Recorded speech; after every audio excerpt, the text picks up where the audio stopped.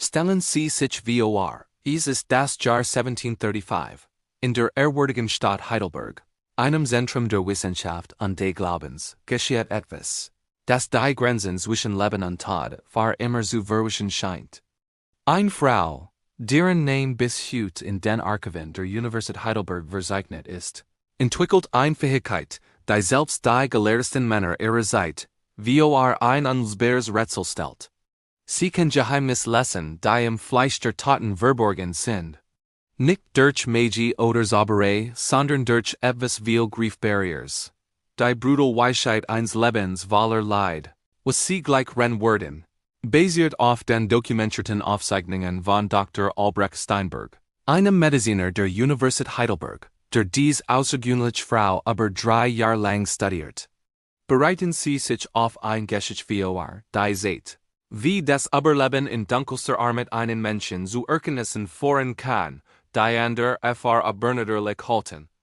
Dies ist die wahre Geschichte der Totenleserin von Heidelberg. Bevor wir in dies faszinierende Geschichte eintauchen, lassen Sie mich Ihnen eine Frage stellen. Glauben Sie, dass extremes Leid einen Menschen zu Fähigkeiten führen kann, die andere für unglücklich halten? Bleiben Sie unbedingt dabei, denn was Sie gleich erfahren werden, kennt Ihr Vorstellung von den Grenzen menschlicher Wahrnehmung für immer verändern. Und wenn Ihnen dies Geschichte gefällt, vergessen Sie nicht, dem Video ein Like zu geben und den Kanal für mehr außergewöhnliches Langen aus der deutschen Vergangenheit zu abonnieren. In einem nebligen Oktobermorgen im Jahr 1735 bemerkt Pfarrer Gottfried Weiss zum ersten Mal die seltsame Frau, die auf dem Friedhof der Heiligkirche arbeitet. Marguerite Kessler, eine hagere Gestalt von etwa 40 Jahren, bewegt sich zwischen den frisch ausgehobenen Gräbern mit einer Ruhe, die ihm unheimlich erschien. Während der Friedhofsarbeiter ihre Aufgaben schweigend und gesenktem Blick verrichteten, hielt sie immer wieder in. Sie bot sich über die Verstorbenen und murmelte les vor sich hin. Ihr Lippen bewegten sich, als würde sie ein Gespräch führen, doch war niemand, der heit antworten können. Oder da? Der Pfarrer beobachtete sie mehrer Tage aus der Fern. Marguerite war nicht schön im herkömmlichen Sinn. Ihr Gesicht war von harter Arbeit und Armut gezeichnet, ihr Hand rau und schmutzig. Da ihre Augen besagen eine Intensität, die Weiss zutiefst verstört. Sie schien die Toten nicht nur als leblos Körper zu betrachten, sondern als würden sie ihr etwas mitteilen. Die anderen Arbeiter behandelten sie mit einer Mischung aus Respekt und Unbehagen. Hans Eckert, der Totenleser, urteilt dem Pfarrer. Sie ist anders geworden. Sie sieht Dinge, die wir nicht sehen. Manchmal sagt sie uns, ob ein Toter friedlich gestorben ist oder nicht, und sie irrt sich nie. Dies Wort liegen Pfarrer Weiss keine Ruhe. Eines Morgens fasst sich ein Herz und sprach Marguerite direkt an. Sie nicht neben dem Grab einer jungen Frau, die eingeblicken kein Bit gestorben war. Was tust du da, Marguerite? Fragt vorsichtig. Sie blickt auf und in ihren Augen lag ein tief Traurigkeit. Ich lese geworden, antwortet sie mit rauer Stimme. Die Toten erzählen ihr Geschichte, wenn man weiß, wie man hinschauen muss. Dies arme Seele hier, sie ist nicht kein Bit gestorben, wie alle glauben. Seht ihr die buguligen Flecken in ihrem Hals? Seht ihr, wie ihr Fingernägel gebrochen sind? Sie hat gekmäft. Gemen hat das Leben genommen. Der Pfarrer starrt auf den leblosen Körper und sah tatsächlich die Zeichen, die Marguerite beschrieben hat.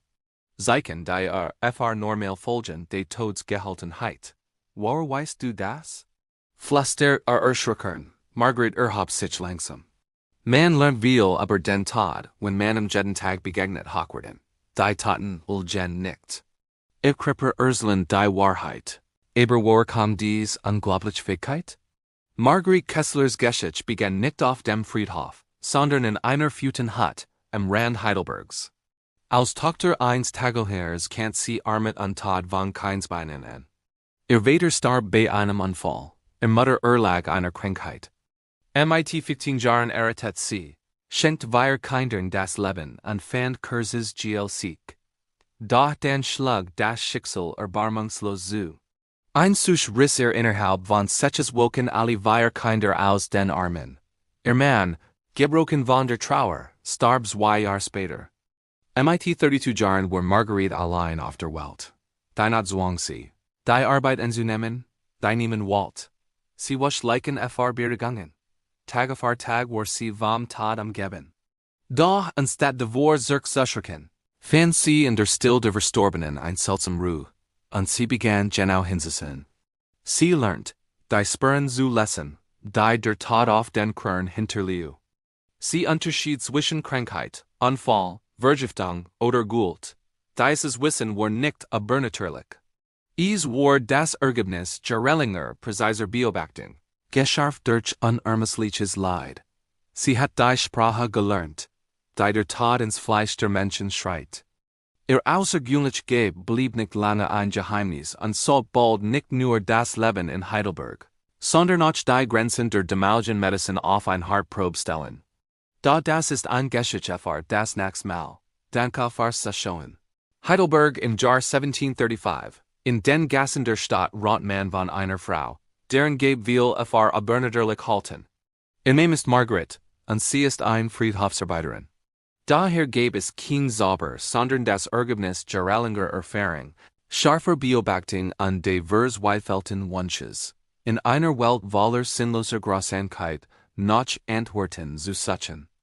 Die Geschichte beginnt im November jenes Jahres mit dem plötzlichen Tod von Gotthold Brannen, einem wohlhabenden Tuchhändler. Mit nur 45 Jahren und bei bester Gesundheit wurde am Morgens tot in seinem Bett gefunden. Seine Frau Elisabeth berichtet, habe am Abend über Kopfschmerzen geklagt, aber nichts, was auf ein Nahens hingetat. Der Stadtarzt Dr. Wilhelm Hauser stellt ein natürlich Todesursache fest. Ein Schlaganfall wie leicht, oder Herzversagen. Da aus Brennens Leichnam auf den Friedhof gebracht wird und dort sich eils. Marguerite ist ein der Frauen, die mit der Waschen der Taten beauftragt sind. Sofort fallen ihr mehrere seltsam Dinge auf. Die Haut der Verstorbenen hat einen gelblichen Ton, die Fingernägel sind dunkel verfärbt. Seine Lippen sind blutgelig, und am seinen Mundwinkel hat sich ein schaumiger Rückstand gebildet. Und dann dieser Geruch, nicht der Geruch des Todes, sondern etwas Likes fast Metallisches, das sie an Bittermandeln erinnert. Marguerite kennt die Zeichen. Jahr der Arbeit mit Verstorbenen haben sie gelernt, die feinen Unterschied zwischen den Todesarten zu erkennen. Was sie hier sieht, schreit nicht nach einer natürlichen Ursache. Sie tielt ihr Bedenken mit ihrer Kollegen, da dies Wort Nerves. Du solltest solch Dinge nicht sagen, Marguerite. Es ist nicht gut, Zweifel zu sehen, wo keine sein sollten. Aber Marguerite kann nicht schweigen. Sie geht zu far away, der sich in ihr früheren treffsicheren Beobachtungen erinnert. Obwohl der Fahrer zittert, übersieht in die besten Thiet in Marguerites Stimme. Gemeinsam suchen sie Dr. Hauser auf. Der Arzt ist zunächst beleidigt. Ein Fake Friedhofsarbeiterin stellt seine Diagnosen frage. Da Haus der Fahrer von Marguerites früheren Erfolgen berichtet und sie ihr Feststellungen detailliert schildert, wird der Arzt nachdenklich. Stimmt zu, den Leichnam, noch einmal zu untersuchen, diesmal mit einem neuen geschärften Blick. Und tatsächlich, was findet, bestigt Marguerites Vermutungen. Die Zeichen deuten auf eine Vergiftung hin. Die Nachricht verbreitet sich wie ein Laufer in Heidelberg und erreicht die Ohren von Dr. Albrecht Steinberg, einem jungen, aufstrebenden Mediziner an der Universität. Ein Mann der neuen Zeit, der nicht nur alten Lehrbüchern folgt, sondern durch eigene Beobachtung lernen will. Ist fasziniert von dem Fall einer ungebildeten Frau, die Wissen zu besitzen scheint, das selbst ausgebildeten Hörsten entjat. Beschließt, Marguerite aufzusuchen. Dies Begegnung wird der Beginn einer ungewöhnlichen Zusammenarbeit, die Geschichte der Frauenforensik prägen sollte. Als Brennens Witwig schläglich Berf HRT Word, ihren Mann mit Arsen vergiftet zu haben, ist Marguerites Ruff aus Totenleserin geboren. Als Dr. Steinberg zum ersten Mal den Heidelberger Friedhof betritt, die berühmte Totenleserin zu treffen, findet sie bei der Arbeit vor. Sie betrachtet den Kreins alten Manns, der Anblick in alter Schwäche gestorben war. Steinberg stellt sich vor und bittet höflich, ihr Arbeit beobachten zu dürfen. Dieser Mann ist nicht in alter Schwäche gestorben, sagt Marguerite ohne Umschweif. Sehen Sie die kleinen roten Punkt in seinen Augen? Sehen Sie, wie sein Zunge geschwollen ist? Und dies Kreuzer in seinem Haus, das sind keine Altersflecken. Sie sehen Details, die aber sehen echt. Dieser Mann ist erstickt worden, langsam und qualvoll. Steinberg ist sonnig skeptisch. Doch als die Anzeichen seinem medizinischen Wissen ablegt, muss erkennen. Ihr Schlussfolgerungen sind fundiert. In den folgenden Wochen kehrt immer wieder auf den Friedhof zurück. Dokumentiert Margaretes Beobachtungen, vergleicht sie mit seinen Kenntnissen und ist erstaunt. Dies Frau, die wieder Lesen Notes schreiben kann, besitzt ein praktisches Wissen über Pathologie, das seinem eigenen in manchen Bereichen überlegen ist. Sie erkennt Muster und stellt Verbindungen in her, while sie genauer hinsieht. Ihr Methode ist im Grund wissenschaftlich. Daten sammeln, Hypothesen bilden, überprüfen. Bald verbreitet sich Margaretes Ruf weit über Heidelberg hinaus. Menschen aus den umliegenden Dörfern kommen, die Frau zu konsultieren, die ein Blick mit den Toten sprechen kann. In Frühjahr kommt eine Familie aus Neckarchmen mit dem Leichnam ihres 16-jährigen Sohns Peter, sei ein Blick beim Schwimmen ertrunken. Das seine Eltern glauben nicht der. Stellen Sie sich ein seit vor, lange bevor es DNA-Analysen oder moderne Kriminaltechnik gab. Ein Zeit, in der Mysteries todesvoll oft ungelöst blieben. Genau in dieser Zeit, im Heidelberg des 18. Jahrhunderts, lebt eine Frau namens Marguerite. Sie hat ein Gabe, die will übernatürlich hielten. Sie konnte mit den Toten sprechen. Margaret war keine Zauberin, sondern ein Scarf-Beobachterin. Ihr Arbeit auf dem Friedhof der Heiligkirche hat sie gelehrt, die Geschichten zu lesen, die Verstorbenen in ihren Krippern zurückgelassen. Das faszinierte auch den jungen Arzt Dr. Steinberg. Sah in keine Hexe, sondern ein Pionierin, ein Wissenschaftlerin ohne formelle Bildung, und begann, ihre Methoden akribisch zu dokumentieren. Bald sprach sich ihr Ruf herum. Aus allen Himmelsrichtungen kommen verzweifelt Familien nach Heidelberg, Margaretes Hilfe zu suchen. Wie im Fall des 16-jährigen Peter Waldman. Soll beim Schwimmen ertrunken sein, da seine Eltern glaubten nicht an einen Unfall. Marguerite untersuchte den Leichnam und erklärt sofort, dieser Jung ist nicht ertrunken. Seine Lungen sind nicht mit Wasser gefüllt. Sie entdeckte eine Kopfverletzung, die nicht von einem Sturz auf einen Stein stammen konnte. Ihr Hinweis forten zur Wahrheit. Peter war Opfer eines brutalen Raubüberfalls geworden. Die Täter wurden gefasst und gestanden. Dieser Fall macht Marguerite berühmt, zog aber auch nicht an Misstrauen auf sich. Die Kirche stellt ihr Methoden in Frage und manche Menschen sahen in ihrer Fähigkeit etwas Unheimliches. Dr. Steinberg sah jedoch auch die andere Seite, die psychische Belastung, die diese Arbeit Marguerite bedeutet. Die Geschichten der Toten verfolgten sie bis in ihr Traum. Sie schlief schlecht, kaum und war oft von der Großartigkeit der Welt erschüttert. Die Leute erwarteten Wunder von ihr, da sie konnten nur die Fakten lesen, die in Fleisch und Nacken geschrieben standen. Sie konnte keine Toten erwecken oder die Suchen vorhersagen. Das führt zu Intuitionen und sogar zu Betrugsvorwürfen. Marguerite erkennt, dass Gabesagen und Fletch zugleich war. Dann, im Sommer 1736, wurde die Stadt Heidelberg von einer Welle des Schreckens erfasst. Innerhalb von nur 6 Wochen verschwanden wir Kinder spurlos. Panik macht sich breit. Eltern schlossen ihr Kinder ein, direkt aber in Führer gingen Das erste Opfer war die Actrige Marie, die Tochter eines Bäckers, die auf dem Weg zum Markt einfach verschwand. Die Stadt hielt den Atem in, und alle fragten sich, wo waren die Kinder? Und war dieses Grauen verantwortlich? Die Geschichte von Marguerite und dem mysteriösen Verschwinden der Kinder geht noch weiter. Wenn wissen wollt, wie es ausgeht, lasst ein Obu da und aktiviert die Glock, den nächsten Teil nicht zu verpassen. Vielen Dank fürs Zuschauen. Die Ermittlungen ergaben, dass 2 Personen im Transport und der Beerdigung der Leichen beteiligt waren. Dies Erkenntnis führt zur Verhaftung von 2 weiteren Manieren.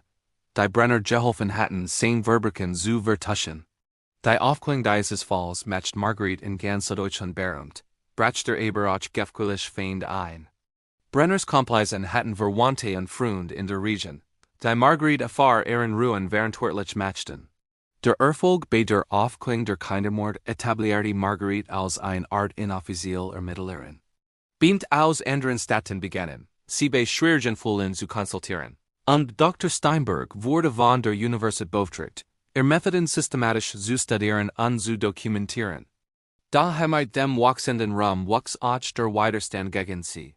Die Kirche sah in ihrer Fähigkeit, Geheimnis aus Toten zu lesen, etwas Unheiliges, und viele einfach Menschen fürchteten sich vor einer Frau, die anscheinend übernatürlich kraft besaß.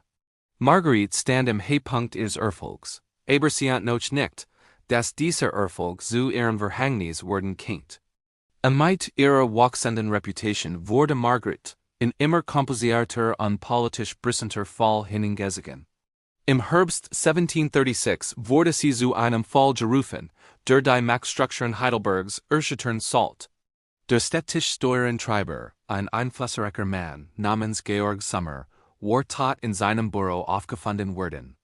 Offiziell hieß es, sei in einem Herzinfall gestorben. Da sein Witwit hat Zweifel und bat insgeheim Marguerites Expertise. Was sie bei der Untersuchung des Leichnams entdeckt, sollte ein Kat von Ereignissen auslösen, die das Vertrauen der Bürger in ihre Obrigkeit erschüttern wird. Sommer war ein Mann gewesen, der Geheimnis sammelt wie andere Munsen. Als Steuerentreiber hatte Zugang zu den finanziellen Angelegenheiten aller wohlhabenden Bürger der Stadt, und nutzte dieses Wissen nicht nur für seine offiziellen Aufgaben. Marguerite erkennt sofort, dass mit seinem Tod etwas nicht stimmt. Seine Fingerspitzen wiesen Verbrennungen auf, die nicht von einem Herzinfall stammten. Und sie fand Spuren von gültigen Wirkungen in seinem Handling. Dieser Mann ist gefoltert worden, erklärt sie Dr. Steinberg. Seht dies kleinen Brandmail? Jemand hat ihm gleichem Gegenstand auf die Haut gedrückt. Und hier dies Fesselmarkierungen, war gefangen, bever starb. Die Witwit Sommers bestätigt Marguerites Vermutungen, als sie ihr im Vertrauen mithielt, dass ihr Mann in den Tagen vor seinem Tod, nervös und ängstlich gewesen war. Hat von Gefgrücken Entdeckungen gesprochen und davon, dass Montage Männern zum Schweigen bringen wollten. Als Marguerite die Untersuchung des Büros vorschlug, fanden sie dort Hinweis auf ein komplexes Netzwerk von Korruption und Bestätigung, das bis in die äußersten Kreise der Stadtverwaltung reicht. Sommer hat dokumentiert, wie verschiedene Beamtsteuern unterschlagen, Grundstück unter Wert verkauft und städtische Aufträge gegen Bestätigungsgelder vergeben hatten. Die Aufdeckung dieser Korruption brachte mehrere einflussreiche Männer der Stadt in Bedrängnis. Ein Ratsherr, zwei Sumpfmeister und sogar ein Richter waren in die Machenschaften verwickelt. Als die Beweise präsentiert wurden, begannen die Mächtigen sich zu schlagen. Sie konnten Marguerite nicht direkt angreifen, denn ihre Reputation war zu stark und ihre Unterstützung durch Dr. Steinberg und die Universität zu wertvoll. Stattdessen begannen sie, subtilen Druck auszuüben. Direkt über ihr Einblick unheiligen Praktiken wurden gestreut und Fragen über die Rechtmäßigkeit ihrer Methoden wurden lautgestellt. Rendes entdeckt Marguerite einen weiteren brisanten Fall auf, der Position noch prekärer macht. Die Frau eines wohlhabenden Kaufmanns, Magdalena Richter, war Einblick bei einem Sturz von der Treppe ihres Hauses ums Leben gekommen. Da Marguerites Untersuchung sich deutlich Zeichen stumpfer gültigen Wirkung, die nicht mit einem einfachen Sturz vereinbar waren. Als sich herausstellt, dass der Mann ein Affer hat und Kurs vor dem Tod seiner Frau ein beträchtliche Summe Geld geliehen hat, wurde klar, dass hier ein kaltblütiger Mord vorlag. Der Mann gestern schläglich, seine Frau erschlagen zu haben, ihr Mitgift zu bekommen und sein geliebt Erten zu kennen. Dies Erfolg bei der Aufdeckung von Verbrechen in den oberen Gesellschaftsschicht matchten Marguerite zu einer gefährlichen Figur, fr alle, die etwas zu verbergen hatten. Sie war nicht mehr nur eine seltsame Frau mit ungewöhnlichen Fähigkeiten. Sie war zu einer Bedrohung für die etablierte Ordnung geworden. Die Mächtigen der Stadt begannen zu verstehen, dass ihre Fähigkeit, Geheimnis aus Toten zu lesen, ihr eigenen dunklen Machenschaften gefährden konnte. Der Grundstein für ihre spätere Verfolgung war gelegt, auch wenn sie zu diesem Zeitpunkt noch nicht ahnt, welche Gefahren auf sie lauerten. Das Schicksal wendet sich gegen Marguerite in einem kalten Februartag des Jahres 1737. Als ein Fall eintritt, durch ihr Bisher Tadellos Reputation erschüttern sollt. Ein junger Handwerker namens Thomas Kramer war in seinem Haus tot aufgefunden worden und sein Nachbarn verdichtigten seinen Bruder Martin de Mords. Die beiden Brüder hatten seit Monaten über das Erbe ihres Vaters gestritten.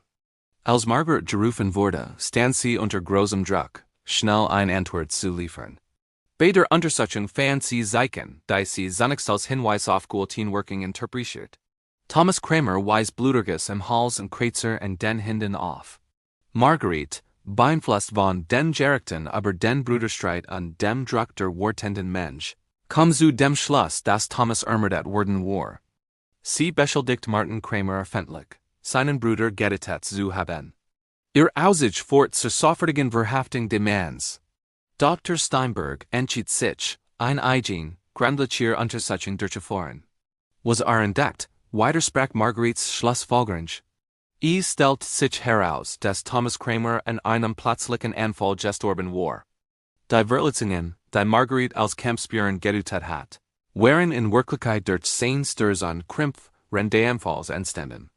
Die Nachricht von Marguerites Fehldiagnose verbreitet sich wie ein Laufer durch Heidelberg. Zum ersten Mal hat sie sich geirrt, und zwar auf spektakuläre Weise. Martin Kramer wurde freigelassen, aber der Schaden war angerichtet. Die Menschen, die Marguerite bisher als unfehlbar betrachtet hatten, begannen ihr früheren Urteil zu hinterfragen. Die Kirche nutzte.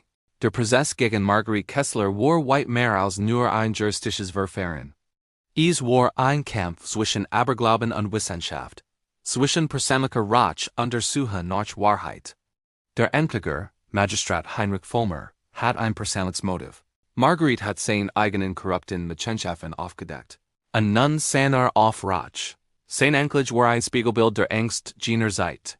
Erstens, so argumentiert Vollmer, kann keine normale Frau über ein solches Wissen verfügen, ohne dunkelmagten Bund zu haben. Zweitens, engeblichen Gespräch mit den Toten sehen nichts anderes als Teufelskommunikation. Drittens, Fähigkeit, Verbergen aufzudecken, sei unnatürlich und jeffrlich. Ironischerweise wurde sogar jüngster Fehler, ein falsch Todessersatz als Beweis genutzt. Davor, dass früheren Erfolg abernatürlich gewesen sein mussten. An einem düsteren Mittag begann der Prozess. Der Vorsitzende Richter, Johann Becker, hat bereits mehrere Frauen als Hexen verurteilt. Die Anklage präsentiert eine lange Liste von Zeugen. In Guste himmlisch Klienten, Kirchenvertreter, die Arbeit als gotteslästerlich bezeichneten, und sogenannte Experten. Besonders verheerend war die Aussicht von Berta Kaufmann, der Waschfrau, die jahrelang mit Margaret gearbeitet hat. Unter Druck gesetzt behauptet sie, Marguerite bei seltsamen Ritualen beobachtet zu haben, wie sie mit unsichtbaren Wesen sprach. Obwohl erfunden, wirkten dies Wort überzeugend. Sie kamen von jemandem, der Marguerite nahestand. An ihrer Seite stand Dr. Albrecht Steinberg. Versicht verzweifelt, eine rationale Verteidigung aufzubauen. Legt seine jahrelangen Aufzeichnungen vor und erklärt detailliert, wie Marguerites Wissen das Ergebnis systematischer Beobachtung war, nicht von Magie. Sieht auf das auch Erfahrung und Lichtdiagnosen stellen konnten. Da seine wissenschaftlichen Erklärungen verhalten in der von Furcht und Verurteil erfüllten Luft des Gerichtssaals. Die öffentliche Meinung war gespalten. Die gebildeten Schichten unterstützten Marguerite. Doch der Großteil der Bevölkerung war von ihrer Schuld überzeugt. Viel war der Prozess eine Chance, eine unheimliche Bedrohung zu besiegen. Marguerite selbst sah meist schweigende, gezeichnet von den Strapazen. Dr. Steinberg wusste, dass nicht nur ihr Leben, sondern auch die Zukunft der rationalen Wissenschaft verteidigt. Seine Verteidigung beruhte auf 3 Skalen. Die wissenschaftliche Erklärung ihrer Methoden, der Nachweis ihres Nutzens für die Gesellschaft und die Weiterlegung der Hexerei-Vorwurf. Unterstützung von Kollegen der Universität Heidelberg sammelt a Beweis.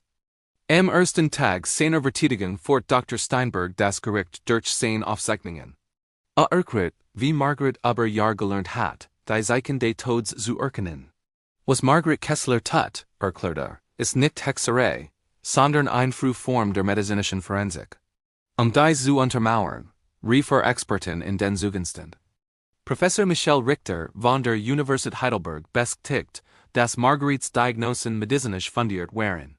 Einreißender Arzt aus Italien berichtet von ähnlichen Fällen, in denen ungebildete Personen durch Erfahrung außergewöhnliche Fähigkeiten entwickelt hatten. Steinberg dokumentiert auch die positiven Auswirkungen von Margaret's Arbeit. Präsentiert eine Liste aufgeklärter Verbrauchen, von Familien, die Gescheit Erlangten, und von Anschuldigen, die vor falschen Entschuldigungen bewahrt wurden. Argumentiert, dass die Gesellschaft von ihrem Wissen profitiert hat und ihr Verfolgung ein Verlust für die Gerechtigkeit wäre. Dies pragmatische Sicht fand bei einigen Geschworenen Gehör. Der entscheidende Moment kam jedoch, als Margaret selbst aussieht. Mit ruhiger, klarer Stimme erzählt sie ihr Lebensgeschichte. Sie sprach vom Verlust ihrer Kinder und ihres Manns, von den Jahren der Armut und der harten Arbeit auf den Friedhöfen. Sie beschrieb, wie sie allmählich gelernt hat, die Zeichen zu tun, die sie in den Taten bemerkt. Ihr Wort waren nicht die einer Hexe, sondern die einer Frau, die durch unvorstellbares Leid gegen war und in der genauen Beobachtung einen Weg gefunden hat, der Welt einen Sinn zu geben und anderen zu helfen. Ich spreche nicht mit den Taten, sagt sie dem Gericht. Ich lese, was in ihr geschrieben ist. Jeder Tat hinterlässt Spuren und ich habe gelernt, die Spuren zu verstehen. Das ist keine Hexerei, sondern Erfahrung. Mit diesen klaren Worten stand Margaret Kessler, vor ihren Anklägern im Jahr 1737, ihr Worte Hexerei vorgeworfen, da ihr Erklärung war erschütternd und logisch zugleich. Sie gesten sogar einen Fehler ein, den sie im Fall Thomas Kramer gemacht hat. Der Druck an die hohen Erwartungen hatten sie zu einem virilischen Schluss verleitet.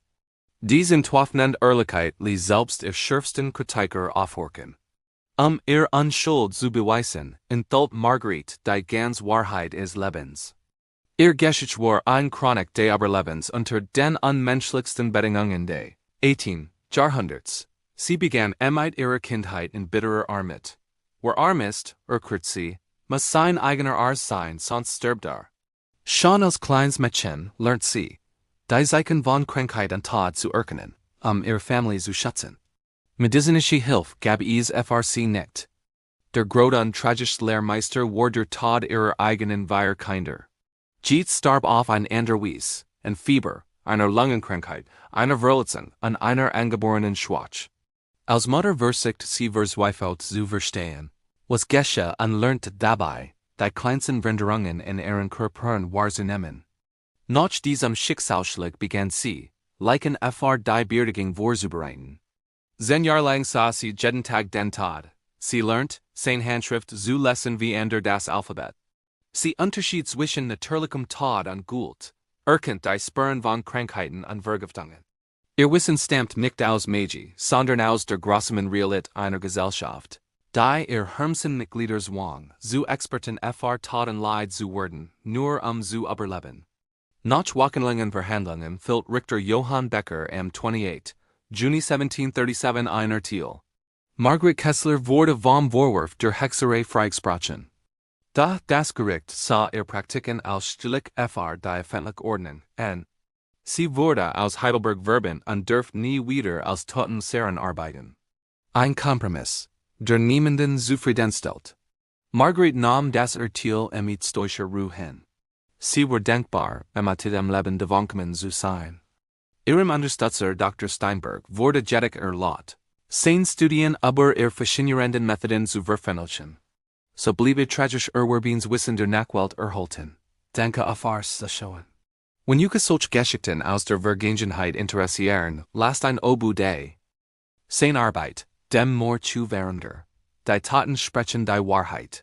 Wurde im folgenden Jahr von der Universität Heidelberg herausgegeben und fand in ganz Europa Bestand. Das Werk gilt heute als eines der frühesten systematischen Werke über forensische Medizin und wurde zur Grundlage für Weiterentwicklungen in diesem Bereich.